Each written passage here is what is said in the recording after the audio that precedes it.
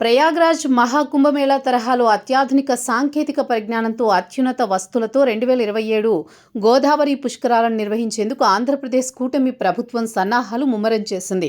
దక్షిణాది మహాకుంభమేళాగా భావించే పుష్కరాలకు కోట్ల సంఖ్యలో తరలివచ్చే భక్తులకు ఎలాంటి ఇబ్బందులు కలగకుండా గ్లోబల్ స్టాండర్డ్స్కు తగినట్లుగా ఏర్పాట్లు చేయాలని ప్రభుత్వం భావిస్తోంది.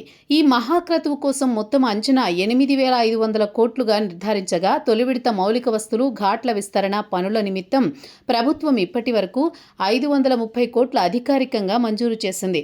పుష్కరాల నిర్వహణలో అత్యంత కీలకమైన శాఖలకు నిధుల కేటాయింపులను ప్రభుత్వం పక్కాగా వర్గీకరించింది.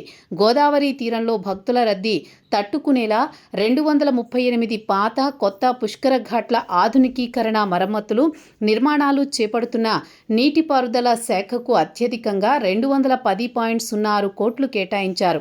పట్టణ మౌలిక వస్తువులు పారిశుద్ధ్య నిర్వహణ పనుల నిమిత్తం పురపాలక పట్టణాభివృద్ధి శాఖకు 150 కోట్లు విడుదల కాగా గోదావరి తీరం అంతటా నిరంతరం విద్యుత్ సరఫరా తాత్కాలిక సబ్స్టేషన్ల ఏర్పాటుకు ఇంధన శాఖకు 100 కోట్లు కేటాయించారు.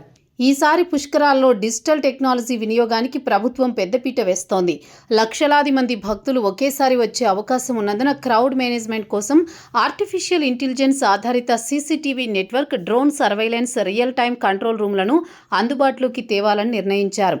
భక్తులు తాము స్నానం చేయాలనుకునే ఘాట్లు, slot booking, traffic route maps, అందుబాటులో ఉన్న పార్కింగ్ స్థలాలు, అత్యవసర వైద్య సేవల సమాచారాన్ని సులువుగా తెలుసుకునేలా ప్రత్యేకంగా రూపొందించిన మొబైల్ యాప్ను, క్యూఆర్ కోడ్ నేవిగేషన్ సిస్టమ్ను అందుబాటులోకి తీసుకురానున్నారు.